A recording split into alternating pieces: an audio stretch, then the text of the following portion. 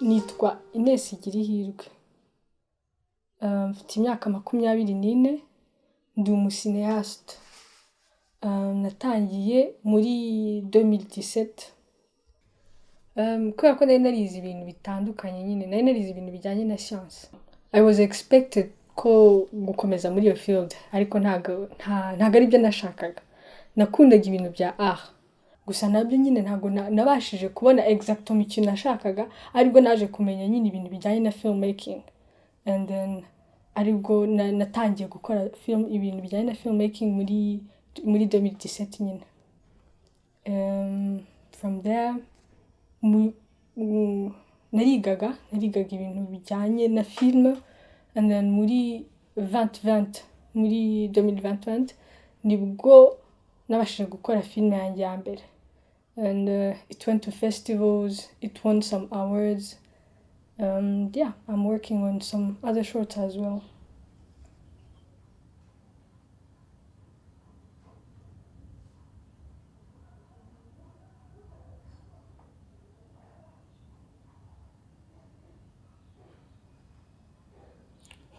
Nk'umukobwa, imbogamizi mpura nazo ntekereza ko wenda ntari guhura nazo iyo mba ni nk'umusore. So far ntabwo ari nyinshi cyane, ariko nyine hari ibintu bitabura. Hari igihe umuntu akwaposha nk'umuntu mugiye gukorana cyangwa nk'umuntu mukorana, akwaposha ukumva ko hari intérêt nyine, hari ikintu akubonamo, yagakwiye kuba kwaposha bitewe na your skills and everything, but then ukaza gusanga we hari ikindi kintu ashaka. Icyo ni ikintu naje kubona nyine cyagiye kiba frequently, ku buryo nyine nabonaga ari ikintu kintangaza nyine. Iyo ugitangira gukora nyine, iyo ukinjira muri iyi field ugishakisha, ushaka ahantu kure information, ukuntu wiga, abantu umenya na wenda, cyangwa ushaka n'ibiraka.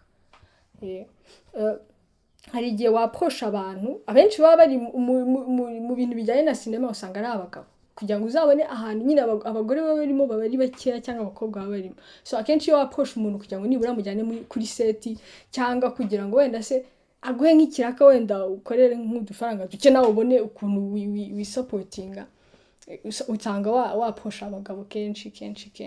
So uramwegera ukamubwira, ukamugaragariza nyine icyo ushaka, ukamubwira passion yawe, gusaba akazi nyine ukuntu bigenda, cyangwa kugira ngo nyine ubone aho uhera umuntu.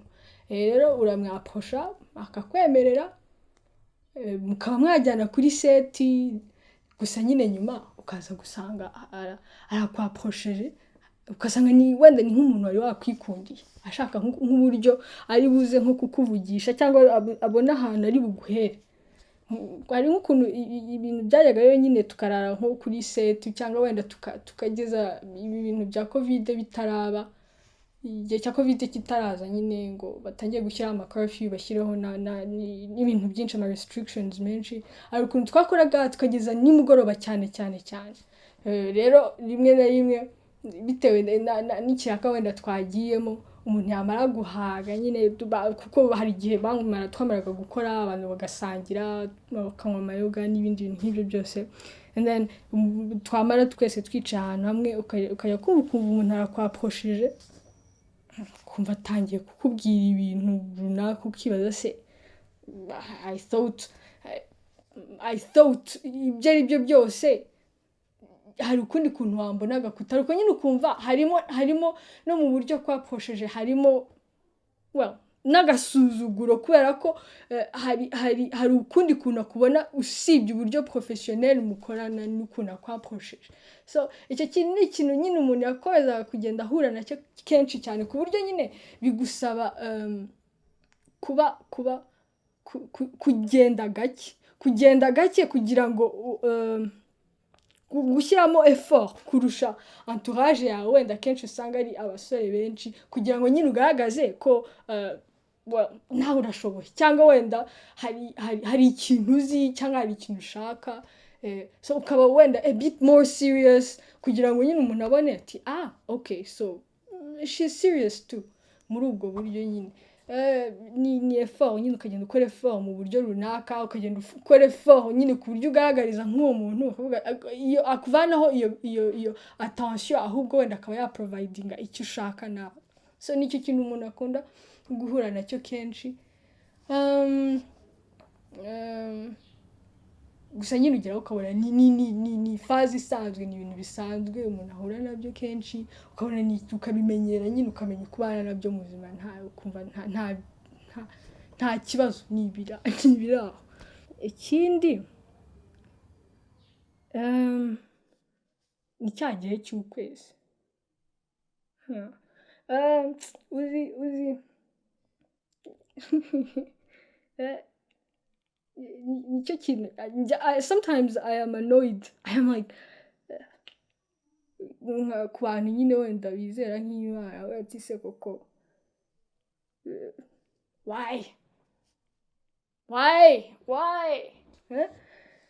koko hari igihe ni ukuvuga ni ikintu umuntu yiga kubana nacyo kubera ko but sometimes it's painful ukaba ufite nk'akazi ukaba ufite nk'ikiraka ugomba gukora kandi nta hantu wabihungira so you pop some pills ubundi ukagenda ugakora ariko wumva umunsi wose wumva umeze nabi cyangwa hari n'igihe bibaho ko mbere y'icyumweru utangira kwiyumva umeze ukuntu wenda ko igihe cy'ikibada kigiye kugera so ibyo bintu uhora ujyamo buri kwezi I find that hard to accept even now like why do we have to deal with this iki gihe cyose nyine cyangwa ugasanga wenda wigiriye nk'ahantu se bigenze gute mu nama cyangwa wenda witegeye nka moto ukajya kubona ukabona witashije so ni ikintu I find uncomfortable of all things why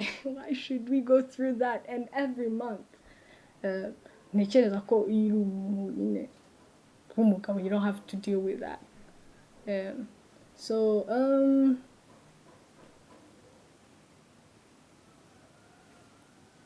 kandi nabwo nyine wakibura nabwo gahangayika bikaba ikindi kintu so I am like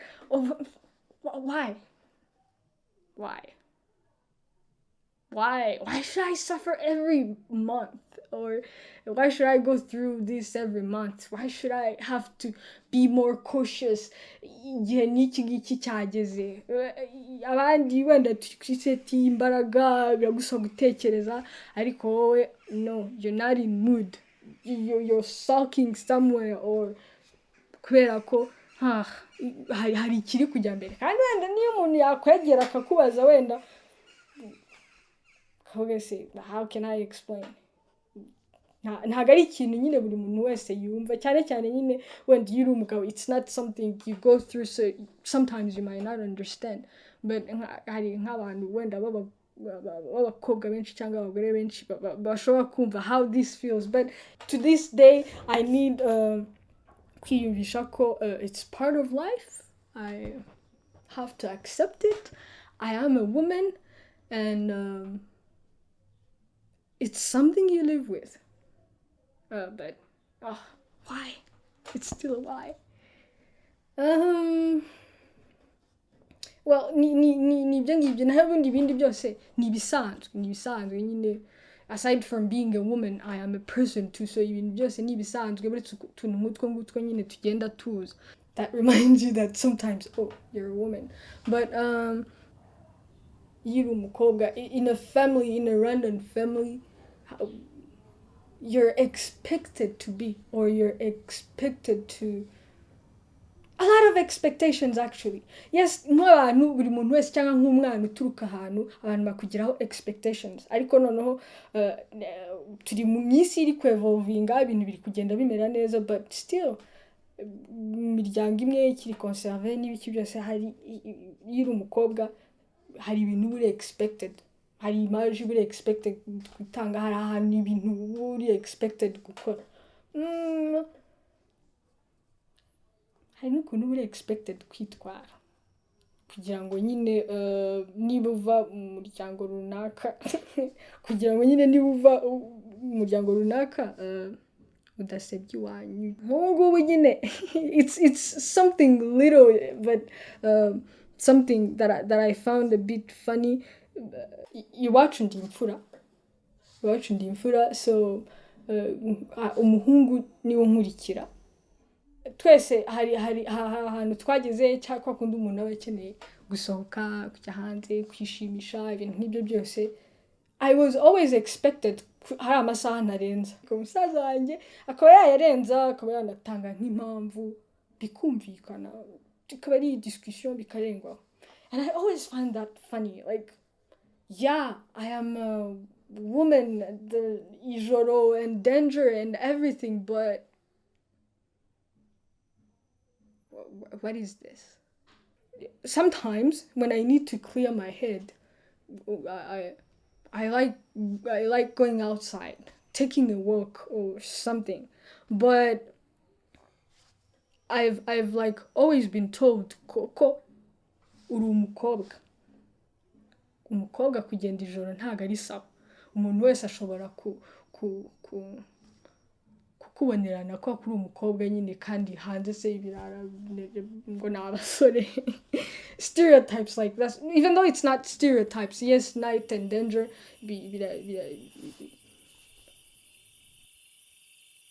So to this day, iyo ndi kugenda mu nzira, I am very, very conscious and very alert that I don't enjoy that much night walks.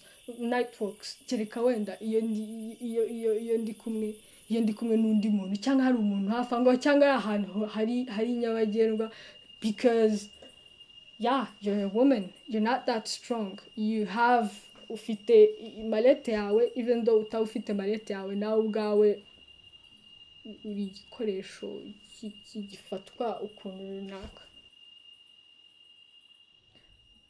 Umunsi w'umugore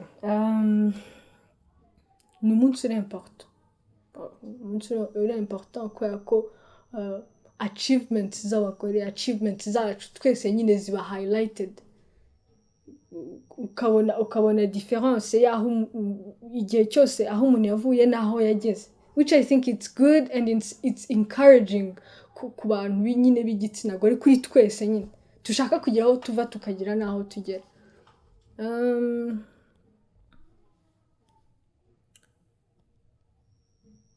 That's generally it's good that women are celebrated and it's important. I would not necessarily use a role model, but there is a woman I appreciate. There is a woman I appreciate so much, and that is my mother. That is my mother because naramubonye kuva nkura. Ibibazo byose yaciyemo, ibintu byose yaciyemo, I was there. Ibintu effort zose yakoze kugira ngo all of us to be happy, all of us tujye mu mashuri twige, all of us kugira ngo nyine twese nyine tugere aho tuba tugeze ubu ngubu. It's a lot, and I do appreciate that woman.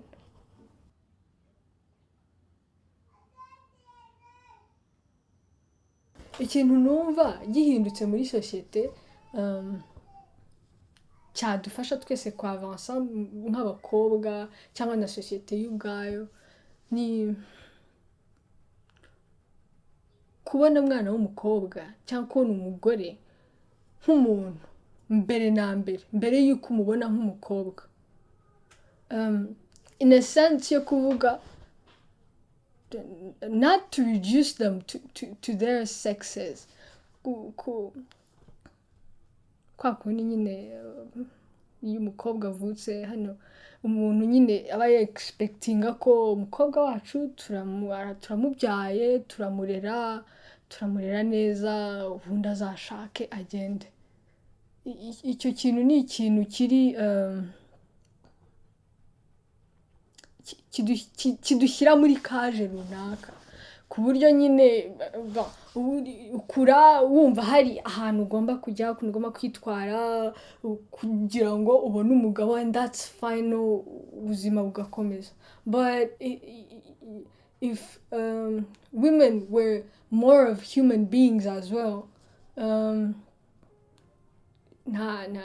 they would be expected to achieve, not expected actually, bakabona nyine espace yo ku-explora ubuzima mu buryo bwo kwachivinga, mu buryo bwo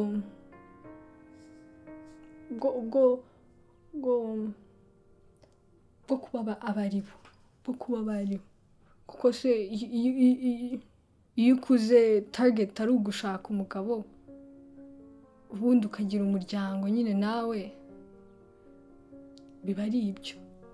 I am not saying it's not it's a great thing, and it's a thing I appreciate, but ntago ari aho ngaho ubuzima bwakabaye bugarukira, cyangwa ari icyo ngicyo, ari aho ngaho ibintu byose byagakwiye kurangirira. So I think ni ikintu kiri kugenda kiza, biri kugenda bihinduka imyumvire yacu, but gushyiramo effort aho hantu, kubona umwana w'umukobwa nk'umuntu kurusha uko umubona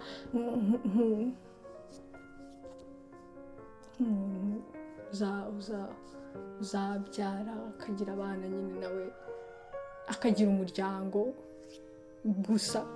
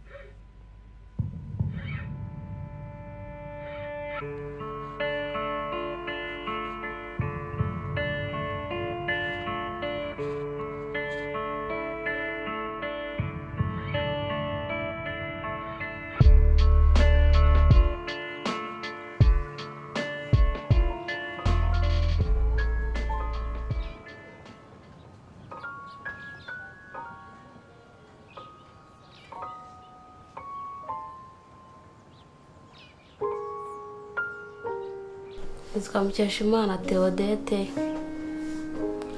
imyaka 20, akazi nkora nako mu rugo amazemo amezi 8. Navutse mu bana batatu, ndi uwa kabiri.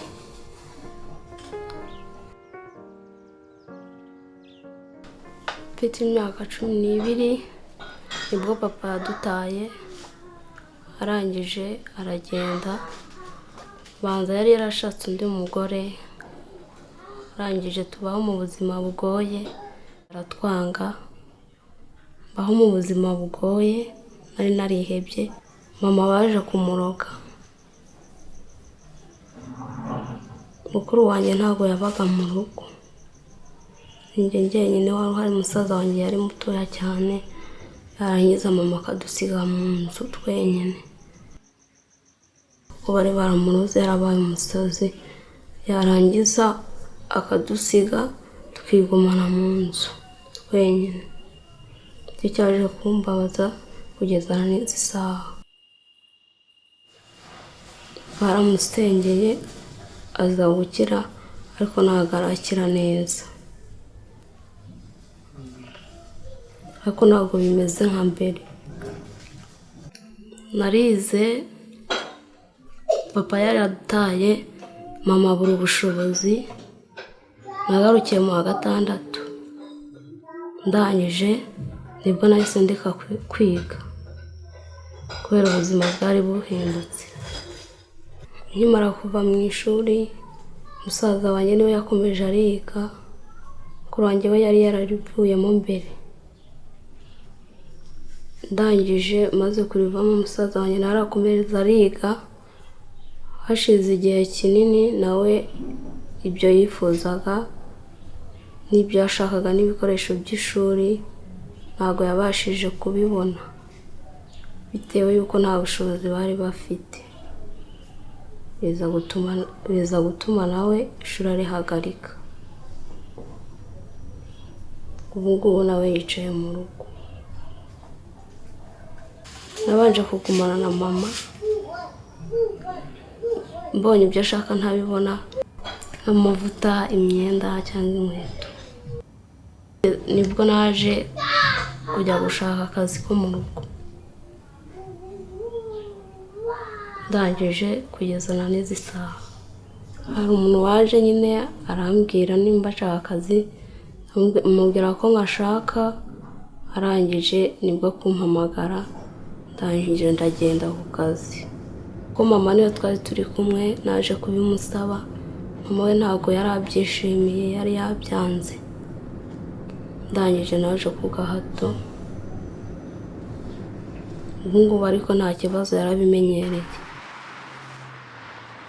Nabanje gukora i Butare mama ukwezi kumwe, ndangije njya mu rugo. Bwa kabiri nibwo bampamagaye mbona kuza hano i Kigali.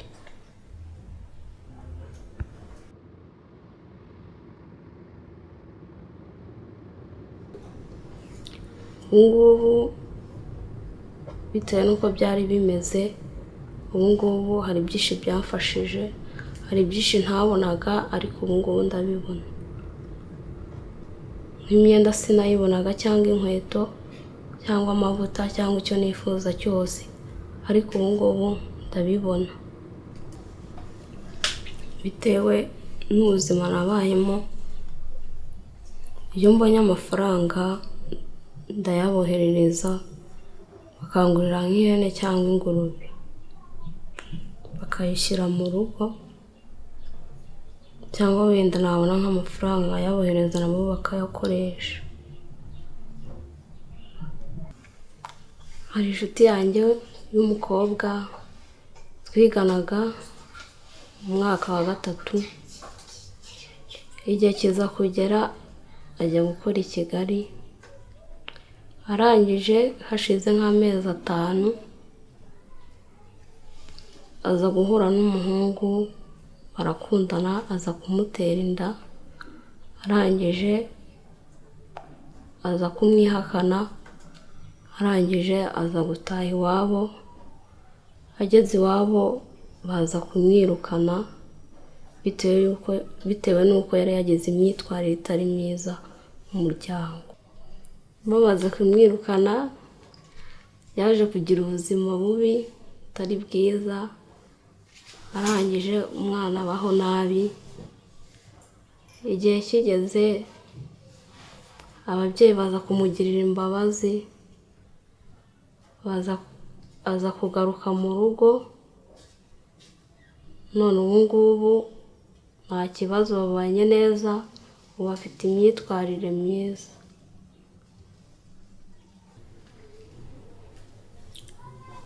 Wenda bitewe n'uko hari byinshi waba waranyuzemo bibi, ushobora guhura n'ibigeragezo bibi cyangwa ibyiza, warangiza ukaba wasaba Imana ati wenda uwampanga igihe gisubira inyuma hatangira ubuzima bwiza, cyangwa nyine nkava muri ibyo bibazo nkatangira ubuzima bwiza nk'ubw'abandi.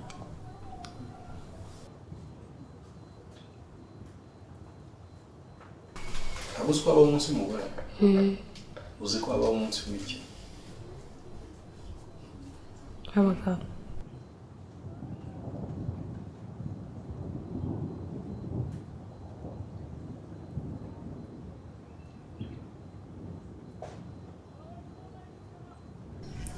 Akamaro kaba gahari,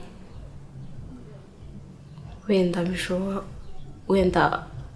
uwo munsi w'abagore, wenda nabo iyo bawumvise ugeze barishima, wenda bakaba bumva bahawe agaciro. Hagati y'umuhungu n'umukobwa, umuntu bakunda guha agaciro cyane ni umuhungu, bitewe n'uko wenda baba bavuga ko umukobwa isaha ku isaha ngo yabazanira ikinyendaro, bitewe n'uko abakobwa wenda n'abahungu aribo bakunda kuba bahaye agaciro cyane. Njyewe nduhindura n'abakobwa najya mbaha agaciro, wenda nabo nimba ari imyitwarire mibi bakaba bayihindura, wenda bakitwara neza, ibintu bikagenda neza. Umuhungu n'umukobwa bavuga ngo umwe arashoboye cyangwa ntashoboye, wenda nawe ushobora kubibona, ariko nawe wabyishyizemo mwese mugafatanya, icyo mushaka kugeraho n'ubundi mwese mwakigeraho, waba uri umuhungu cyangwa umukobwa. Icyo wifuza wenda kugeraho uvuga ngo ntiwagishobora, wakishyizemo wagishobora. Inama namugira wenda afite nk'ubushobozi ni uko yaguma mu ishuri agakomeza akiga, kuko kuva mu ishuri ntabwo ari byiza. Hari byinshi ukuramo kandi hari byinshi umenya bizakugirira neza ejo hazaza. Adafite ubwo bushobozi nawe ashaka kujya ku Kigali cyangwa ashaka gushaka akazi, bamugiriza inama y'iki yakwirinda, y'iki yakora. Ikintu yakwirinda ni uko yakwitwara neza, akirinda ibishuko, akirinda n'abamushuka, nyine akagira imyitwarire myiza, akamenya n'ubwenge. Nkunda umuhanzi yitwa Kamikazi w'umurundi. Ikintu mukundira, azi kuririmba neza cyane. Hari indirimbo ajya akunda kuririmba ikamfasha cyane, bigatuma mukunda cyane. Iyo ndirimbo ye ivuga ngo reka kurira kandi humura, ibibazo bizashira. Undi muhanzi nkunda ni Knowless. Icyo mukundira, azi kuririmba neza cyane kandi nifuza kuba nazamubona. Mu bakinnyi ba filimi uwo nkunda ni Intare y'Ingore. Azi gukina neza cyane, nkumva ndamukunze. Undi muhanzi nkunda akina muri filimi ni uwitwa Rosine. Nawe akina neza cyane, nubwo akinana agahinda kenshi. Nuko hari aho yakinye abana na mukase akamufata nabi cyane, kugira ngo Rosina atabatandukanya, akihanganira ibibazo by'uwo mugore mukase, akaba mu buzima bubi, ariko akabisha papa we kugira ngo atabatandukanya. Aho niho namukundiye.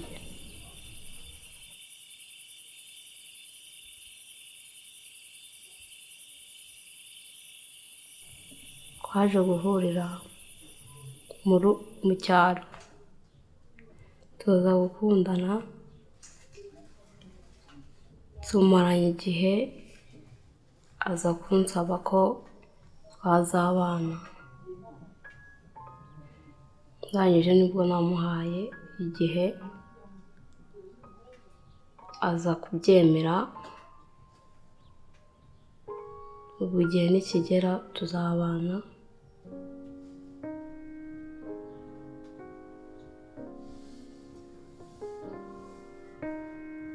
Imana nibidufashamo, tukaba tukiriho, tugihumeka umwuka w'abazima nta kibazo. ubwanjye nka 23 wenda Imana ni mu bushobozi cyangwa Imana yabyemeye cyangwa nkiriho Imana ikabifashamo ngiye ku bwanjye niho nifuza Imana nibigenza neza ikintu nkora ni ugushaka amafaranga no kuyakoresha neza banteganya ejo hanjye hazaza wenda nkakaba nagura nk'amatungo wenda akazafasha ejo n'ejo bundi ibyo nifuza kuzageraho nifuza kuzabaho neza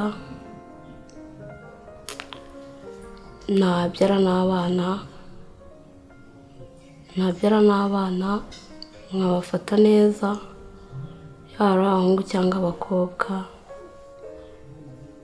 wenda Imana impaye ubushobozi nkaba umuntu ukomeye abana banjye nabo bakagira ubuzima bwiza ntibazagere nk'ubwo nagize byarushaho kumfasha cyane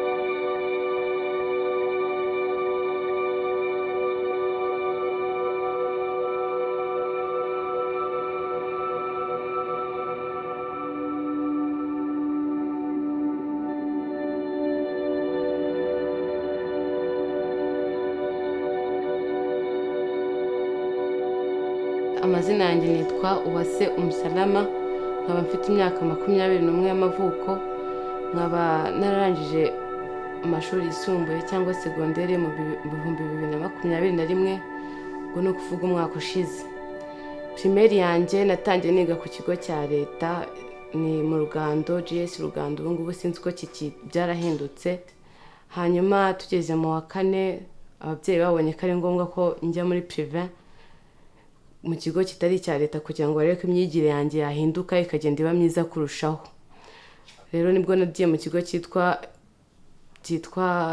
Werurwe nacyo twari duturanye nibwo natsinze neza ku manota meza nagize amanota 10 muri primaire njya muri secondaire ku kigo cyitwa Groupe Scolaire Sainte Bernadette y'Isave naho hari heza naranatsinze kuko nize muri O-level cyangwa amashuri atatu abanza secondaire nyiga neza naho ndatsinda ngira amanota 12 nibwo nahise njya muri École de Sciences mu by'Imana naho turahiga bisanzwe umwaka wa Covid utuma tudindiraho gatoya birangira nyine umwaka ushize ari nabwo narangije niga section yitwa Mathematics Physics and Computer Science akaba ari MPC ndangiza n'amanota 61 kuri 73 nkirangiza secondaire rero nararebye mbona kwicara mu rugo ntago byaba byiza kuko tuba dufite igihe kinini imbere yuko dutangira kaminuza nibwo natekereje ndashaka ndeba ikintu nazakora wenda kikaba kimwe amafaranga nubwo ataba menshi ariko bikaruta kwicara mu rugo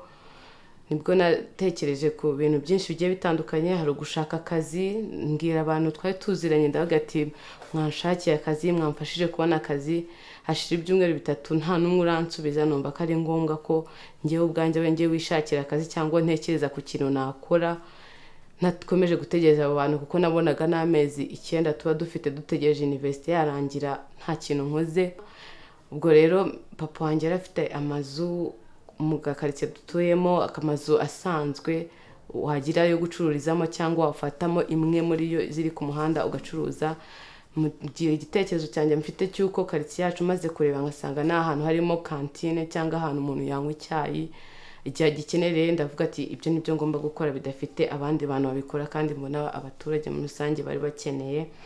Ubwo mbwira papa wanjye, papa arabyumva mu gusobanura n'uburyo ki amafaranga yo kubitangira atari menshi, kuko ikibazo cy'amafaranga iyo nsaba menshi ntabwo byari kuza gukunda nkuko nabiteganyije. Nibwo rero namubwiye yuko amafaranga ari makeya ndanayamusaba kuko nta mafaranga nari mfite icyo gihe.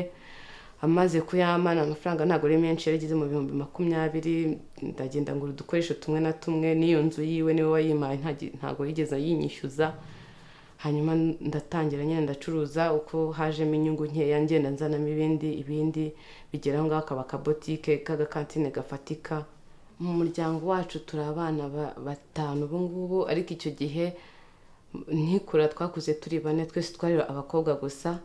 Niyo mpamvu mvuga ko naba mfite amakuru menshi cyane ku buryo ubuzima bw'umukobwa bwaba butandukanye n'ubw'umuhungu, nubwo atari menshi nk'umuntu ubana n'abahungu cyane.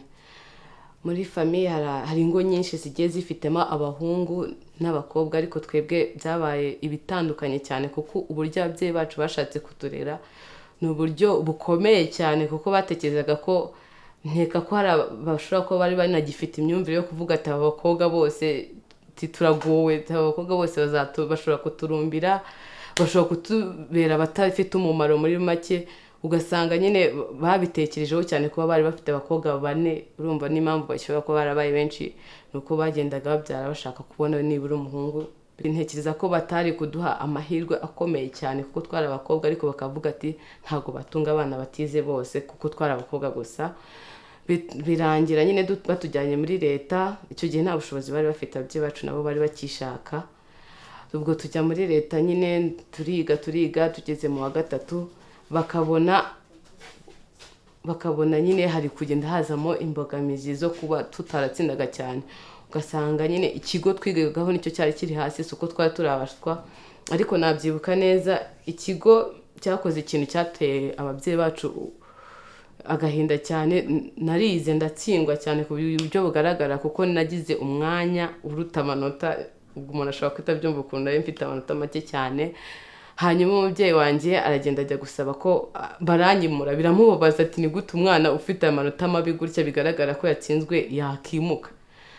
Baragenda ajya kubisaba ababyeyi banjye, ajya kubisaba ku ishuri kugira ngo bansibize, kuko byagaragara ko nagomba gusibira ngo manze nige neza ndebe ko nabyumva. Hanyuma ibyo nabyo byo gutsindwa byaterwaga n'urugendo. Aho hantu nigaga mu wa 3 no mu wa 4, mu wa 3 no mu wa 2 no mu wa 1 hari kure cyane, kuko habaga harimo ibirometero byinshi sinabona uko mbibara. Ndabyuka icyo gihe ni mama wari uri kubijyamo cyane ibintu by'amashuri yacu, ahita we yiyeranja aravuga ati reka nshaka uburyo ki nahindurira abana banjye ikigo, kuko baramutse bakuze bose bafite imyigire naho byazabageza. Ahita yiyeranja ashaka amafaranga akaprive twari duturanye kapfa nka kuba kari gaciritse, ariko nabura ubona gatsinda niko yatujyanye. Icyo gihe ntabwo nabyibagirwa, twishyuraga 45,000, ariko by'icyo gihe rwose twumvaga ari menshi cyane. Hanyuma ubwo nibwo imyigire yanjye yabaye neza, ko nagiye mu wa 4 njya kuri icyo kigo kindi cya prive ndasibira. Deja niga twari turi mu gihembwe cya 2, kuko twari tugiye mu gihembwe cya 2 bansubijyana mu kindi kigo ku gihembwe cya 2 nsubira mu mwaka wo hasi mu gihembwe cya 2. Ubwo ngubwo nibwo imyigire yanjye gusa mama wanjye babanje kumusezeranya yuko nzabo wanyuma, ko bari bamenyereye ko abana bava mu bigo bya leta bose baba banyuma cyangwa bakatsindwa cyane.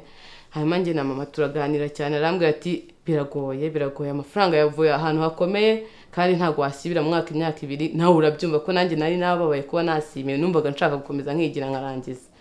Hanyuma mama tubiganira, harambwira ati nusibira uzasubira ku kigo bigagaho kandi bizakwangiza nubwo wowe ubona ari bibi kubusibiye.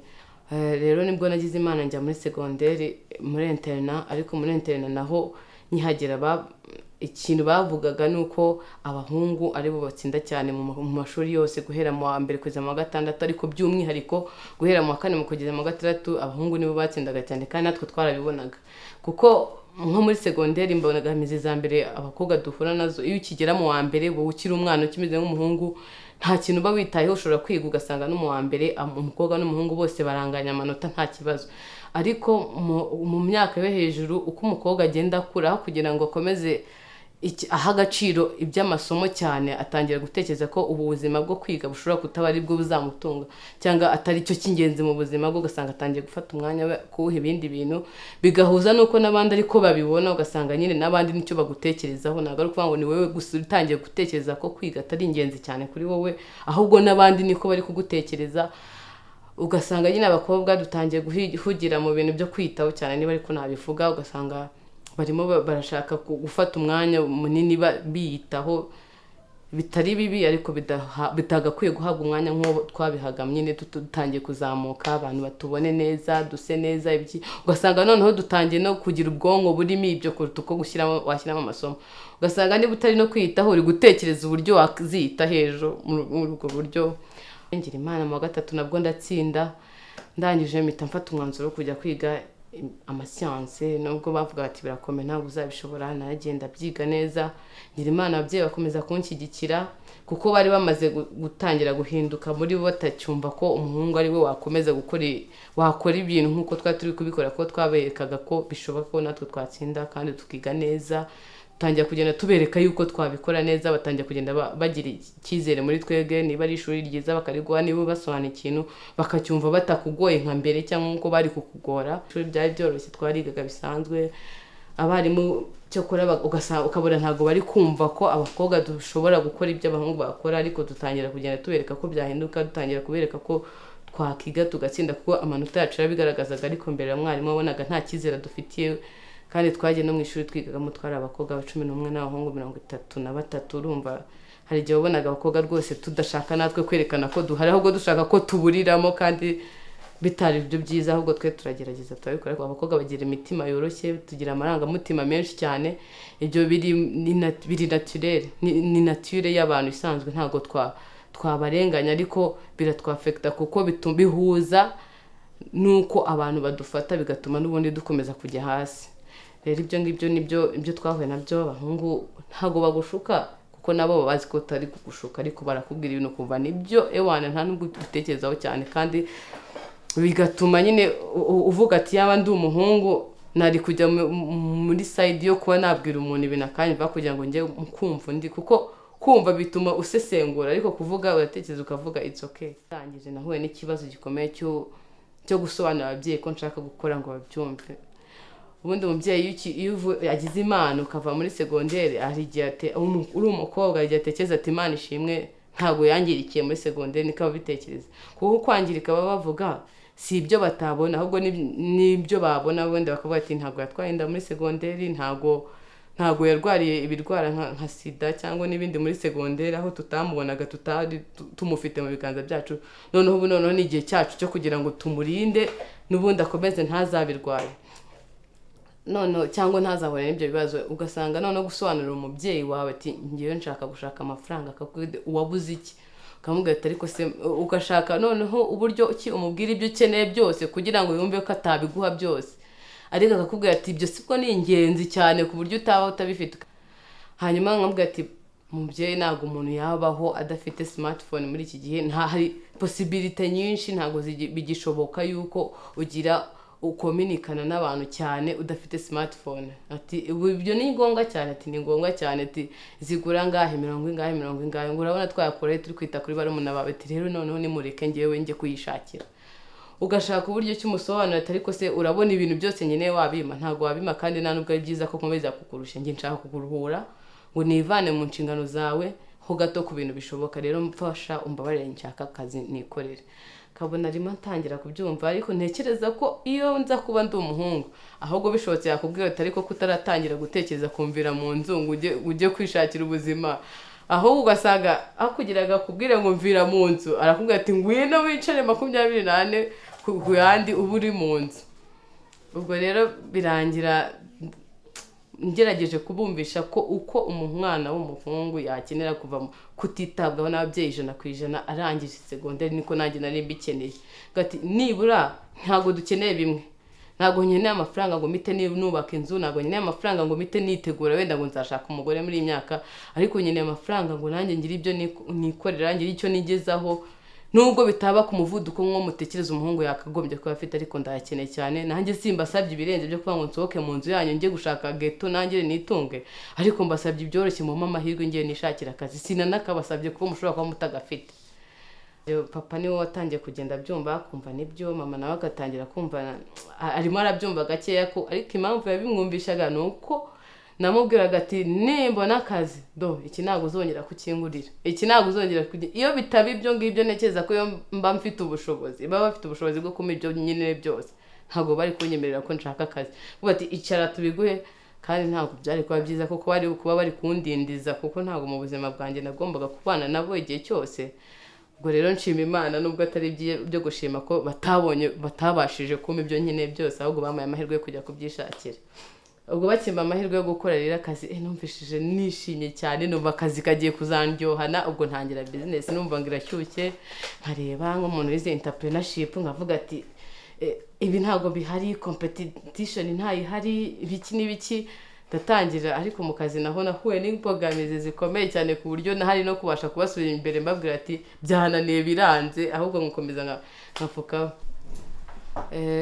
Mu kazi numvishije ibintu bigiye kuba ari byiza cyane pe, kuko numvaga bandekuye.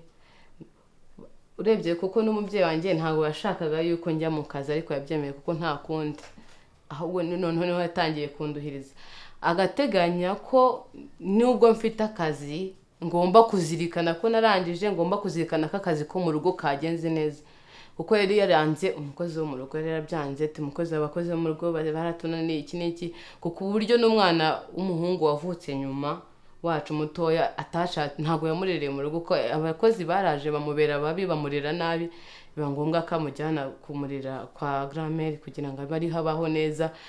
Rero muri we yikuramo ko umukozi wo mu rugo akenewe, kuko yaravugaga ati inshingano yagakoze narazimuye.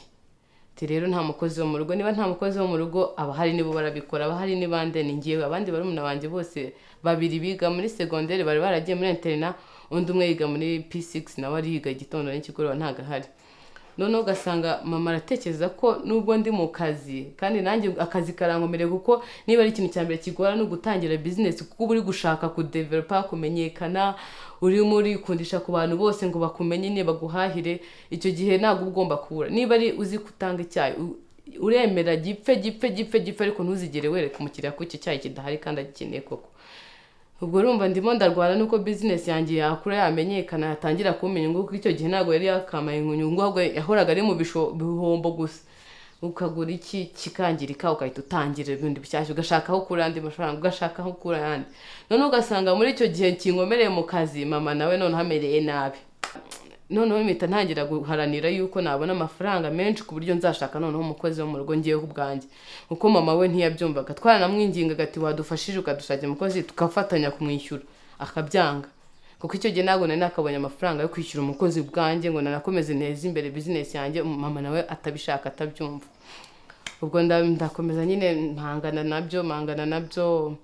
Ikindi niba ndi mu kazi natinze ari nijoro, agatangira gushaka gutekereza ko nagiye mu yindi mico mibi. Kandi no mu bintu byatumye nanga gushaka inzu ahandi hantu ngo njye gutangira business ahandi hantu, no kugira ngo nabura bajye bumva batekanye yuko ndi mu rugo, ndi gukorera mu rugo, nta kibi cyambaho, bareke umutima wabo ureke guhagarara ngo nagiye mu bahungu. Ngavuga ati niba ndi no mu bahungu mbe ndi mu rugo, naza agasanga wenda muri boutique yanjye arimo abahungu gusa, ariko turi mu rugo ibyo twakora byose yumve ko atekanye, kuko turi mu rugo nta bwangizi twakorera mu rugo.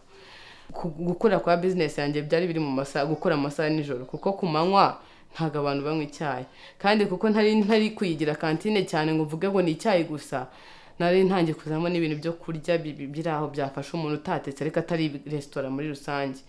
Rero gushaka kuyigira gutyo, ugasanga abantu turi gukorana nabo ni abantu baje wenda bavuye ku kazi batinze, bakaba bakeneye ibintu byo kwifasha bahite barya, kandi abo ntabwo babona kare mu gihe cyo guteka. Kurumva ugomba gutinda, kuko nabo bari buze kuba batinze kugira ngo babashe kuguhahira. Kandi nubitegura ukajya kuryama utabicuruje, ubyuka byangiritse, ugasanga bashaka ko ndyama kare, kandi ngewe ndimo ndabereka yuko kuryama kare kwanjye nta kintu byahindura no kuryama imbere, ahubwo byanyangiriza business ko ndi mu rugo ntabwo nagiye kurira ahandi.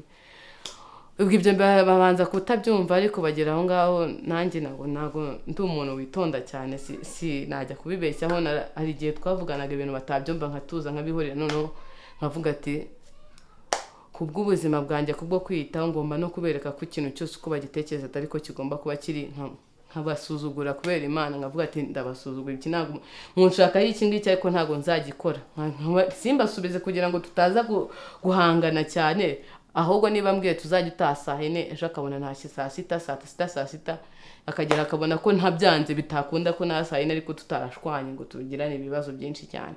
Ababyeyi iyo uri imfura barakurushya cyane none imfura mu bakobwa gusa bavuga ati nurumba barumuna bawe bose barahita barangira nta rugero wabereka ntago batekereza ko uko umwana w'umuhungu wa mbere yarumba bikarumbya n'abandi bahungu ntago babitekereza ahubwo mumva niba uri umukobwa warumbye urugo rwose rurarumbye abakiriya bawe barakugora bakumva umukobwa se ushaka yiki ari umuhungu nekeza ko bari kuba babyumva bakabyumva kuri murashaka amafaranga ushaka kwiteza imbere mu buryo ariko barazaga niba baje kumahira bakumva ko amafaranga sinyakeneye cyane ugasanga niba umuhaye ibintu wenda ngaje azayaguhe ariko abyemeye akagenda ntabigire priority ntabifate nkaho uyakeneye akagenda akaba arakwambuye cyangwa akagenda akayatindana kandi amafaranga mukaza bagomba gukomeza gakora arimo ngabyarandi rero gasanga nabwo icyo kibazo nahuye nacyo cyane kuko abakiriya banjye benshi ntago bumvaga ko nkeneye amafaranga cyane nk'umwana w'umukobwa ukeneye kwiteza imbere ahubwo batekerezaga ko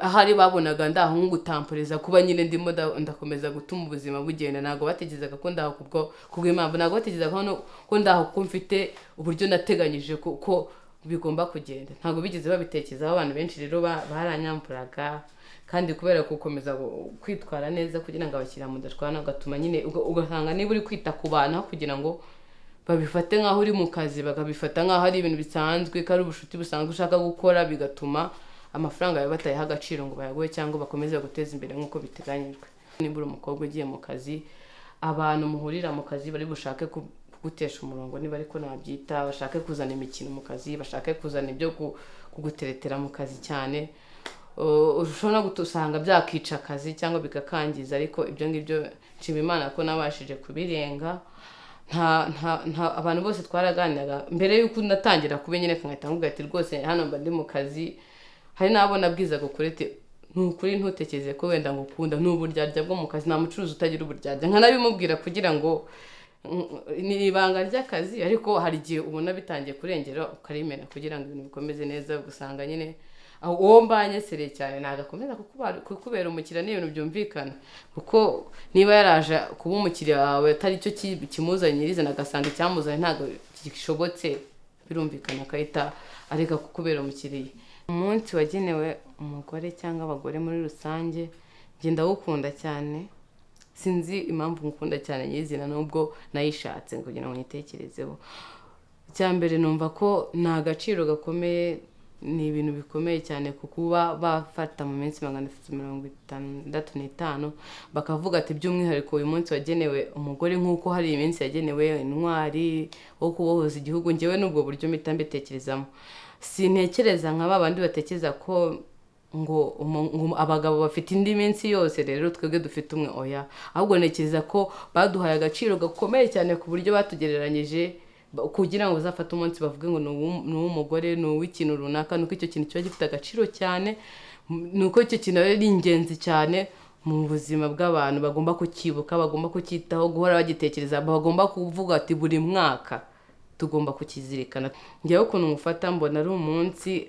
umugore yakagombye kwitekerezaho agatekereza ati mu buzima bwanjye maze iki cyangwa ni iki cyatumye numva ko uyu munsi ngewe nkukwiye mbona ari umunsi umugore yakikoreye evaluation akavuga ati igihugu cyanjye isi yose muri rusange nyigejeje he ku buryo ibona ko ari bikwiye ko uyu munsi ushyirwaho wo kundeba wo kunyitaho wo kumpa agaciro nyine wowe nk'umugore ugomba gutekereza muri rusange iryo terambere abagore bakoze iyo mpinduka abagore bakoze gatuma bavuga umunsi wabo wowe n'uruhe ruhare wagizemo n'uruhe ruhare wowe ubushyizemo ni kiye kintu wowe uvuga wakoze cyangwa ukora gituma nawe uwo munsi wumva ukureba muri rusange. Hanyuma ku bandi bantu numva abantu bakagombye kuwufata umunsi wo kwibuka agaciro kacu haba mu mibereho isanzwe haba mu mico y'abantu igiye itandukanye haba no no mu kabaro no mu gaciro k'umugore, yaba kuri level yo kuvuga ngo ni umumama, ukamenya agaciro k'umubyeyi w'umugore cyangwa umubyeyi w'umumama mu buzima bw'abantu. Kuko nk'abanyarwanda babivuga neza ati akabura nikaboneke ni nyina w'umuntu, bishatse kuvuga ko nyina w'umuntu ni umuntu ukomeye cyane. Rero abandi bantu ni igihe cyo kugira ngo twongere duha agaciro ababyeyi bacu kuko ari abamama. Hanyuma nanone abandi bantu mu bijyanye na politike ni kugira ngo twongere twibuke ko abagore cyangwa abakobwa hari igihe tutari dufite agaciro, ariko kubera iterambere byaragiye bihinduka. Hari ibintu tutari twemerewe gukora mu gihe runaka ariko byarahindutse. Hari improvement cyangwa iterambere ryagiye ribaho muri buri domaine ku mugore. Niyo mpamvu uwo munsi uba wagarutse kugira ngo ibyo bintu twongere tubishyire hamwe, twongere tubirebe, tubyibutse, tunamenye agaciro kabyo. Rero uwo munsi nanone ntekereza ko abantu bakawugize umunsi wo kuva mu bihe bya kera, niba hari abakibirimo, nimba wo muri wowe ukifitemo imyumvire yo kuvuga ati umugore ni umuntu uciriritse, umugore ni umuntu ugomba kubaho agateka gusa, akoze ibyo bagakora akazi ko mu rugo gusa. Ibyo uwo ni umunsi wo kugira ngo nawe wirebeho, niho wagurira ibitekerezo byawe ugasanga koko niba ugitekereza gutyo warayobye. Ugomba kubihindura, ugomba kumenya ko umugore afite ibyo yakora nawe wakora. Umugore afite uruhare runini arimo aragira kuri uyu munsi, kuko nk'uko mbyumva nubwo bishobora kuba atari byo neza, numva ko nko mu Rwanda mu bijyanye n'ubuyobozi abagore barimo cyane, kandi kuba barimo si uko bashyizwemo, ahubwo nuko hari icyo bakora, hari agaciro bafite, hari ibyo bakora bashimirwa. Niyo mpamvu bakomeza kugenda biyongera kandi bagakomeza bakayobora neza. Naje gusanga ibyo nkunda mu bantu nta n'umwe ubyujuje, niyo mpamvu mba mfite abantu bagiye batandukanye ngo uyu nguyu amfasha muri iki. Iyo ngeze muri iki gihe cyangwa muri ibi bitekerezo, niwe muntu nisangamo, niyo mbona uri kunyubaka. Niyo mpamvu ntagira umwe, ntabwo mfite umwe. Mama wanjye ari mu bantu by'umwihariko nkunda cyane kandi mfata nk'abaroromodo mu bintu bigiye bitandukanye, gusa si byose birumvikana. Gusa mu kintu kijyanye no kuba seriye ku kintu cyitwa akazi, no kuba ari mu bagore nakita biteje imbere ku rwego rugaragara cyane, ndamubona. Kuko mama wanjye n'umubyeyi umaze imyaka 10 irenga 20, kuba yarangije kwiga primaire ahita atangira gushaka amafaranga. Nawe yari imfura iwabo, agita ajya mu bintu by'ubucuruzi cyane. Mama wanjye ni umuntu ufite ubumenyi mu bucuruzi butangaje ugereranyije nuko atabyize cyangwa atafite ahantu hamwe yabikuye. Kuko ntago iyo tutekereje amafaranga akura mu bucuruzi n'ibyo yajyanamo tukayareba, ugiye muri aka kanya ugiye ahakorera ukareba ibyo ari gukora ntago wayabona. Uhita ubona ko hari ikintu cyitwa economy nyinshi cyane, kandi ari ikintu cyitwa gusobanukirwa ubucuruzi icyo ari cyo no kubujyamo koko nyirizina. Rero iyo bigeze mu kintu kijyanye n'ubucuruzi, akazi muri rusange, management y'amafaranga, mama mubonamo nk'umugore wa mbere iyo tugiye ku bagore.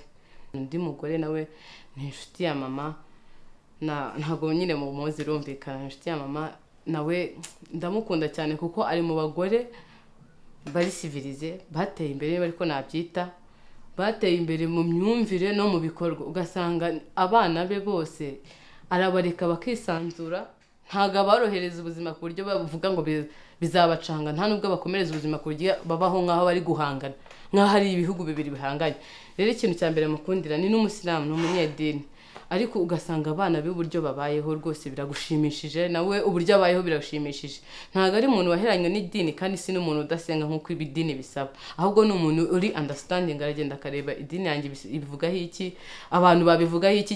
Nyine ugasanga yagiye ahuza ibitekerezo byinshi bigiye bitandukanye bikamuha umurongo kandi buri wese yishimira. Ugasanga niba ari mu kazi aragakora neza, niba ari mu rugo inshingano ze zikora neza, niba n'abana be barabaho neza. Niyo mpamvu nawe aranshimisha cyane kandi cyiza amaze nawe gutera imbere cyane ku buryo ni umukire kazi. Hanyuma undi mugore nkunda ujya unyesipira ni Jeannette Kagame, ni umugore wa perezida wacu, His Excellence Paul Kagame. Ni umugore we ndamukunda cyane kuko iyo ndebye mu bintu yagiye akora mu Rwanda, yashinze foundation ya Imbuto Foundation, kuko abana bo ku ishuri nibo batumye menya agaciro ke. Nge ntabwo nigeze njya mu mbuto, ariko urebye ukuntu kuba barize neza babimukesha, uhita ubona ko ibintu agenda akoramo cyangwa ibintu akora mu gihugu ni ibintu by'ingirakamaro. Rero ntekereza ko ni umugore buri mugore wese yakifuje kuba nkawe, kuko nyuma yo kuba afite ari umuntu ukomeye yibuka n'abadakomeye akatangira kubitaho agatangira kubafasha